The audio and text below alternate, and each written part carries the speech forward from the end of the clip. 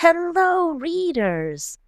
Welcome back to Reading in the Middle, the podcast that celebrates the magic, mess, and meaning of middle grade books, where every story reminds us that growing up is never a straight line. I'm your host, Annisha Jeffries, and today I'm talking about Reverse, Book 1 by Rian N. Jenkins. A story that perfectly captures that in-between space between friendship and first love, childhood and independence. Monica and Donovan have been best friends since before they were even born. But when feelings begin to change, everything they thought they understood about each other and themselves starts to shift. Reverse is funny and honest about what it means to grow up, make mistakes, and find your way back to yourself. Rian N. Jenkins isn't just an author. She's a poet, a performer, and a mentor who helps young people discover the power of their own stories. In this conversation, we talk about growing pains, the beauty of Black joy, and the lessons that come when you finally start to see your best friend in a new light. Hi, Ryan. Welcome to Reading in the Middle. How are you today? I'm good. Thank you so much for having me. Thank you. It's a pleasure to have you. So, Ryan, let's begin with the title, Reverse. What does that word mean to you within Monica and Donovan's world? Well, reverse is basically Monica doesn't know how she wants to proceed with her feelings with Donovan. You've been my best friend since we were babies, and now you want to be my boyfriend. Like she's hesitant. So it's like she moves forward and then she goes back. She moves forward and she goes back. And that happens throughout the novel. Like she can't. And at one point, it wasn't even her decision, it was her father's decision, like, "You're 12 years old, we're not having this, like, this is not happening." So that's definitely how it plays in the role of those 2 characters. Now, Monica and Donovan, like you mentioned, they've known each other since before they were born. Mm. But why was it important to start their story with that lifelong friendship? Well, for me, what was crazy is I had a dream years ago where I actually dreamed them in high school, and then for some reason, I was like, "Well, let me start it in middle school," and for whatever reason, honestly, I don't know what exactly made me wanna start it there. A part of me wants to go back to their childhood story, but I think Mhm. part of my reasoning for starting it with them in middle school or approaching middle school is because I taught middle school kids for 19 years. So Wow. it was like not even realizing, okay, and the reality is the more I read middle grade lit, it's very rare you come across a middle grade lit crush story or love story. They may have an interest, but it's not the root of the story. It's usually some type of adventure or them growing into their best selves. And that's something another a fellow author here in Columbia, South Carolina, Taylor Simon, brought up to me. She said, "This kind of reminds me," she said, "you don't see this too much on a middle grade level," which to me it's needed because after teaching middle school for 19 years, these kids are entertaining relationships. So kind of showing them the what and what not to do was almost unconscious for me when I wrote this, Mhm. honestly. That wasn't my intention, but now that I've gone through the process, I realized it was needed. Nice. Because you beautifully depict the middle school, that middle school, the in-between stage, that feeling when everything seems different, even if you can't quite explain why. What drew you to write about that age? I think because you taught middle school, so is that what drew you to writing that? I think definitely. And it was again, it was unintentional. It was Mhm. just for whatever reason, that was the age I wanted to stick with it. That ideally is the time for me, not all kids, but ideally for me, that was the time I know I started entertaining, really wanting a boyfriend or really noticing, oh, he's cute, or guys Yeah. notice I'm cute. So I think that was personal for me. But as far as with the novel too, I think it was also at the time when I started writing this, again, I was teaching middle school. And again, I ended up teaching it 19 years. So Yeah, and Reverse moves seamlessly between humor, emotion, and honesty. Yeah. From basketball games to tender moments, how did you develop that tone in the book? It was just, I guess, and I hate to use the word natural, but that is kind of what it is. And honestly, a lot of what you see in Reverse is what happened to me between 1988 and 1993. So, like playing the basketball game in the driveway, that was me. I remember my dad gave me and my brother basketball. That was the thing back in the day, to have a basketball goal in your driveway. And you would do the cement and all that type of stuff. And even the playing by the creek, that was Mhm. something. There was a creek in our neighborhood, really behind our neighborhood, that me and my brother and our friends would go and hang out. So a lot of that Yeah. stuff was just genuinely things I have experienced. And even some of the drama factor. I know some people like, this is a little bit much for middle school. I was that child in middle school, and I know it drove my mom and dad nuts, like, "Oh my gosh, can you just focus on your work? Like, it's not that serious." So that was me. Yeah, so it's ve Reverse is very personal. So I tell people it's also my love letter to Sumter, where I'm from, Sumter, South Carolina. Mhm. There's a lot of elements in there from that space, so Also, the poetic intermissions uh-huh. are such a unique feature. Why include poetry in this kind of novel? Well, I honestly, my first love to writing, introduction to writing, was writing my own poetry. And it only seemed right. And then I also got the idea from Nikki Grimes. She has a book called Bronx Masquerade. Yeah, oh, I love that. Yeah, so with that, hers is a different format because it's like you learn about the character and then they write a poem that they wrote for this course that they're in that book. So Mhm. I just kind of took a page from that, but I decided to do it differently. Where one thing I miss about albums is intermission. And you would have those interludes and whatnot in the middle, like Mhm. a small track they would play in the midst of Yeah. these long songs. That's kind of what I did with the poems in Reverse. Yeah, and also too, Ryan, the dialogue feels so authentic. It sounds like kids really talking. Mhm. And how did you capture that natural rhythm? Because it really does sound like Well, kids. I'll admit, I guess, I've been writing books since I was 12. I'm now 45. So it's you have that repetition of habit. But also I found a very awesome, dope editor. Her name is Megan Joseph, who really helped me fine-tune my process. That's something I strongly recommend any author. Make sure you find an editor that truly understands your voice. I remember at one point in time, we were kind of going back and forth, not necessarily arguing, but she didn't understand why I was using certain lingo and certain references. And I said, well, this is based in the 90s. It's not based now. This is not a modern day book, but this is definitely based in the 90s. And she was like, okay, now I get it. Because I was referring people like BBD and Maggie. And she was like, well, the kids like know that now. I was like, I know. But I said, this is literally based in 1992, 93. And she's Yeah. like, "Okay, okay." But I definitely, I attribute her, I believe I have the skill. It's definitely a storytelling trait that was passed down from my grandmothers to my mother, but I definitely believe that Megan really helped me hone in on those skills even more.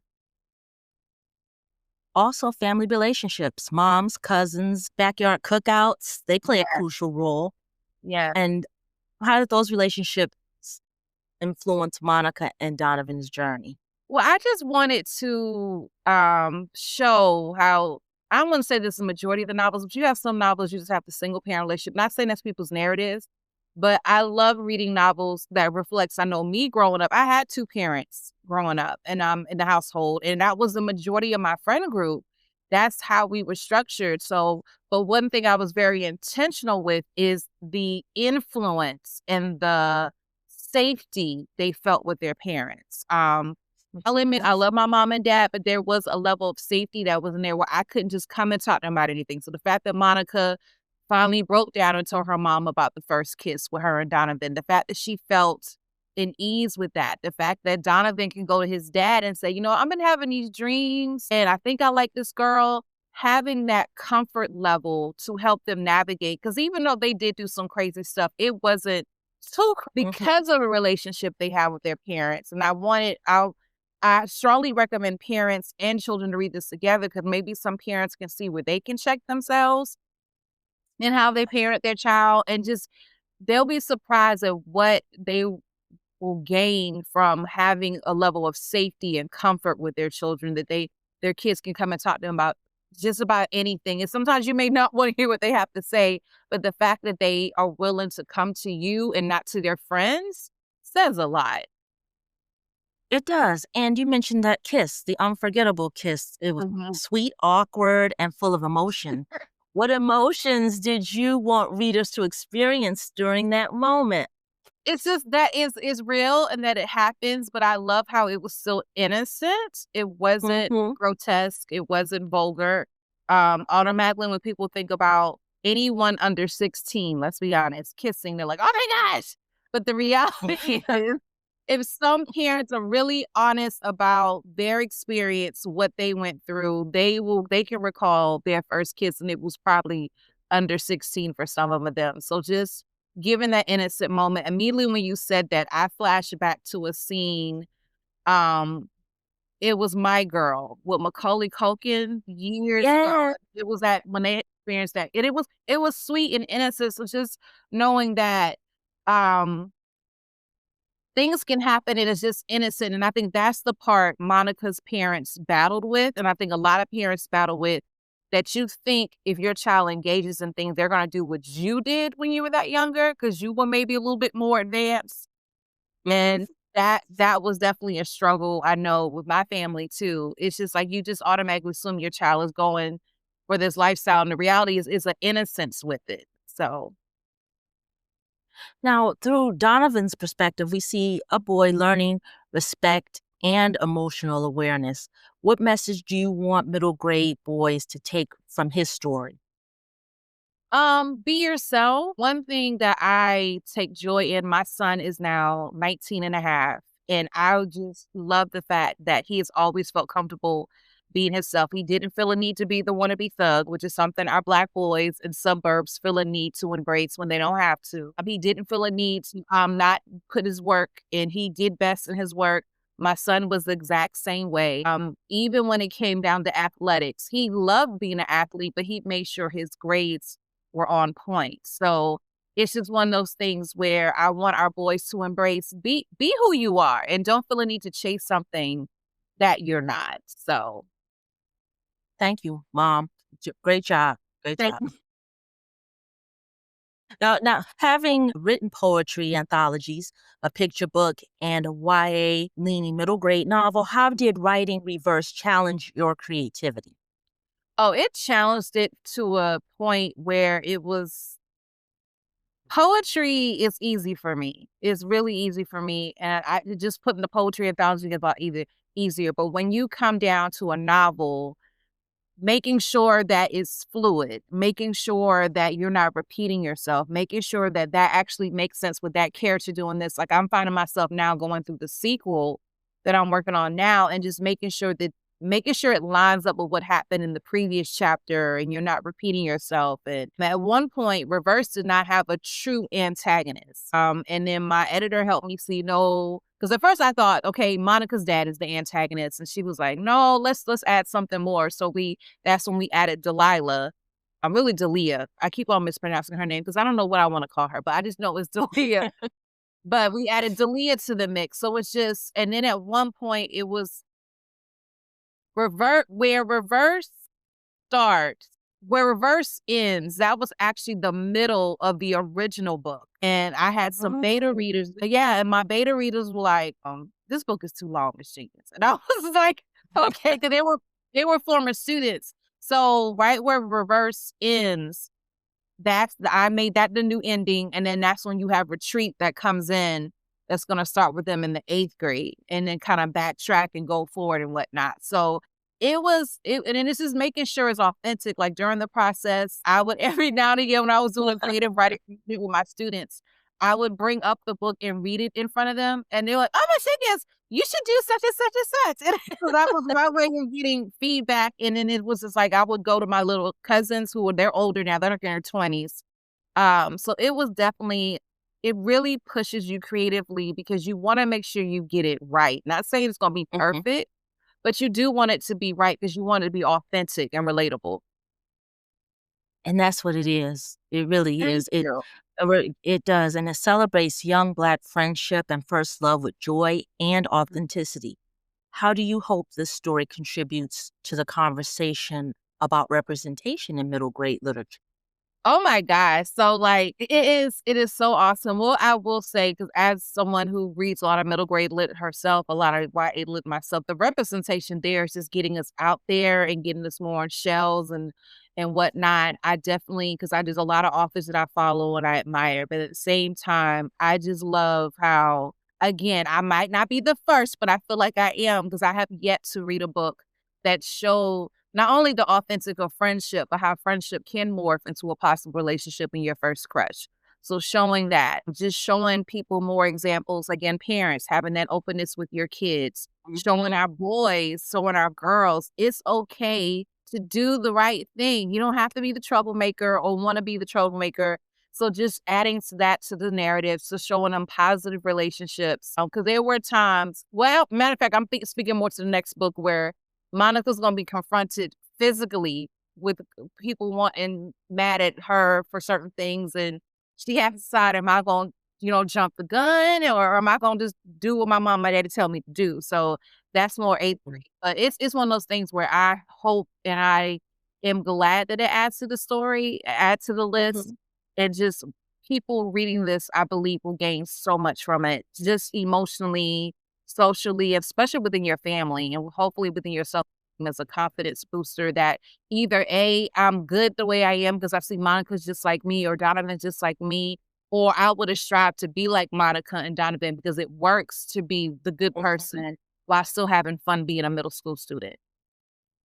And I also like that you include discussion questions at the end of the book. Mhm. Why was it important to encourage readers to reflect and discuss what they've read? And I know as a teacher, I knew you were going to That's do what that. it is. As a teacher, I haven't gotten there yet, but I have seen it. Who was it? It was the famous Bluford series. And I remember when the Bluford series came out, it was like 13 books, and they had a teacher's book that came with it.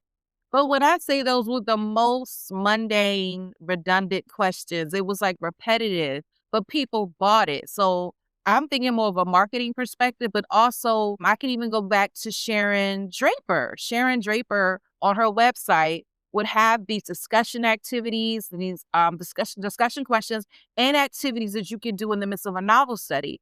And eventually I would love my book to be adopted into a novel study in someone's classroom. So why not I give you Yes. something to start with? And then as I progress in my writing, I will add more resources that you can use. But it's just it's something about with teach because you want teachers to teach us in their classroom. If it's just like a read aloud, you want them to have something to go with it. Because some teachers so Yes. awesome they can come up with their own stuff.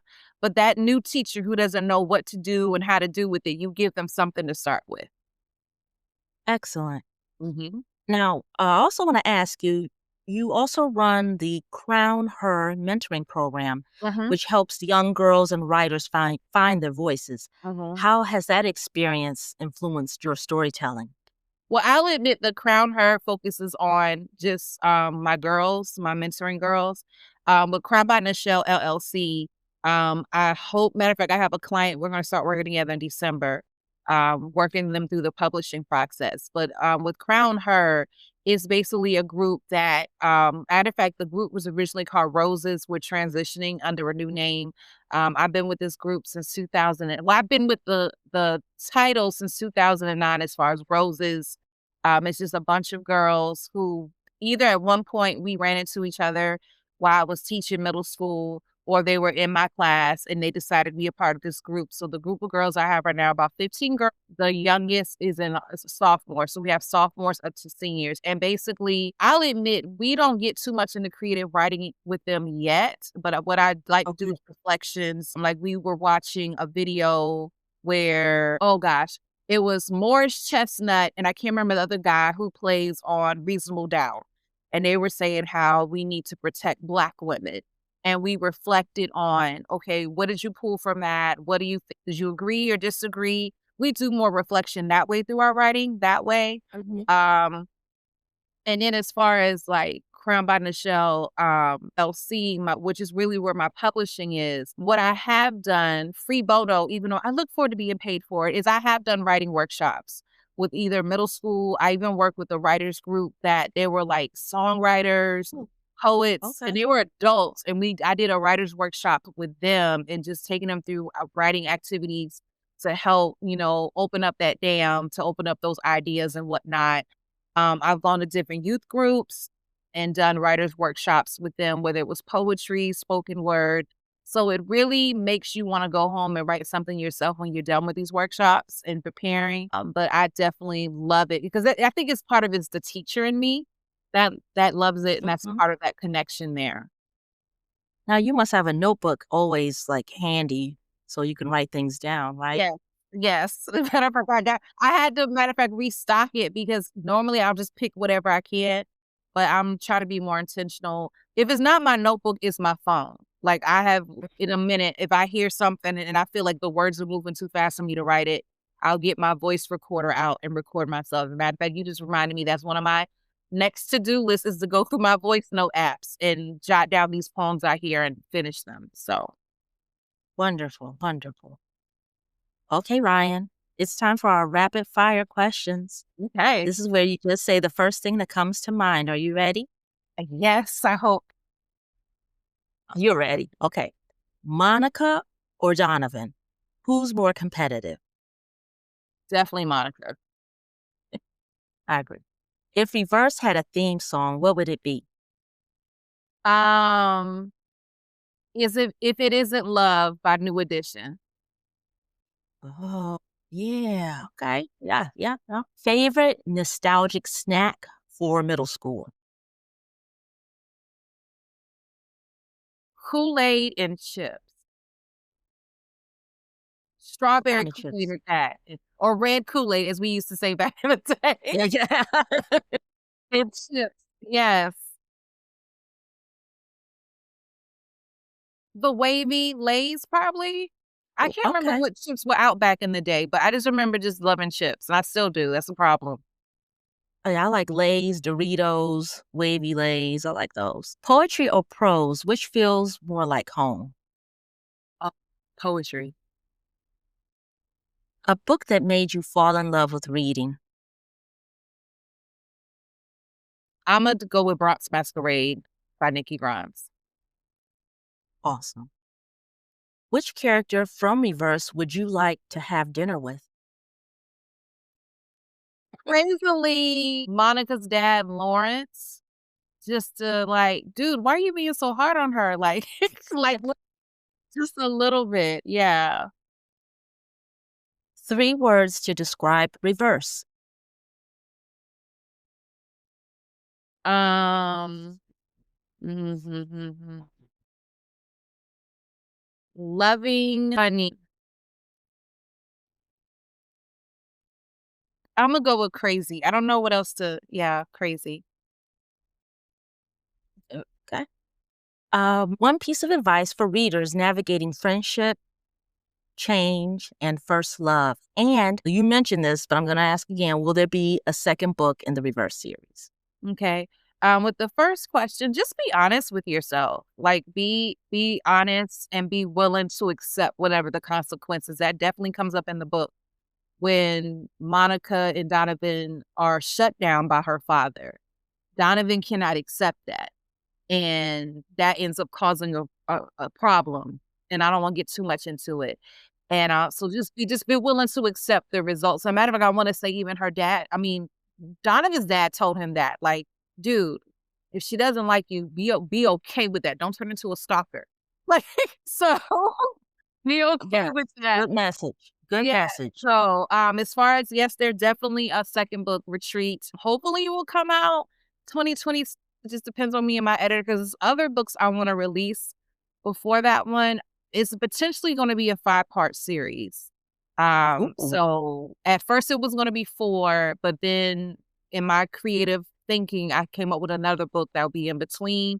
Matter of fact, Will and Nicole are actually going to have their own book, which will be a book 3. Um, So it's going to be progressing through high school with that whole crazy shenanigans of a Okay. relationship. So a part Here of we go. yeah, so and a part of me really wants to go back to their childhood, but I don't know how I wanna frame that, go back to when they were little, but I don't know how deep I wanna go because it would take it straight out of the middle grade and take it into children, so I have to see how Imma make that work, but definitely it's gonna be potentially a 5-part series. Ooh, that's And they all fantastic. start with R's, so you have Reverse, Retreat, Ricochet, which is William and Nicole's novel. The other one, I'm still working on that title, but the one after Ricochet, but even though it's gonna be one in between that, but the 5th one is gonna be called Rebound. What about Boomerang? I Actually, that was the original title of Reverse was Boomerang. So it was the mean, original the 90s. yeah, and I just no, but then at the time when I was writing it, someone re-envisioned Boomerang as a television show on BET. And, it was a bit much, and I was like, "I don't know if I want" and at the time, I thought I was releasing my book at the same time, so I didn't want people to associate and if you really look at, like, the '90s feel of I don't think a middle grade novel needs to be associated with the No, you're right. Murphy movie, so, yeah, I had my favorite niece, Kyra, she helped me focus on the R's, so I was able to find words that kinda reflect the same thing, but they all started with R's, so hopefully, I can keep it in Okay. the same vein. Oh, you will. Yeah, that's great. That's fantastic because fans will be thrilled to hear that there's more to come. So Oh, much yeah. more to come. Yes, awesome. I greatly appreciate it. Ryan, I want to thank you so much for joining me today and for sharing such a wonderful story that truly captures what it's like to grow up in the 90s with that laughter and, and the change to have that courage to love yourself through it all. Yeah. Yes, yes. Thank you so much. And I greatly appreciate you having me. And the questions were awesome. I greatly appreciate it. Oh, you're welcome. Thank you. That was Rian N. Jenkins, author of Reverse, Book One, a powerful, poetic, and heartfelt debut about friendship, love, and learning to navigate the messy middle of growing up. I loved hearing Ryan talk about capturing authentic voices, weaving poetry into her storytelling, and showing that sometimes love doesn't arrive with fireworks. It sneaks up on you in spaces you least expect. And yes, she hinted that there might be a book too, so Monica and Donovan's story isn't just over yet. To learn more about Ryan's work and her upcoming book, please visit RianNJenkins.com. That's RianNJenkins.com. If you enjoyed today's episode, please be sure to follow Reading in the Middle wherever you get your podcasts. Leave us a review and share your favorite moment from this conversation. It helps other readers, educators, librarians, and book lovers discover stories that inspire, connect, and just talk about books. Until next time, keep reading, keep dreaming, and stay curious.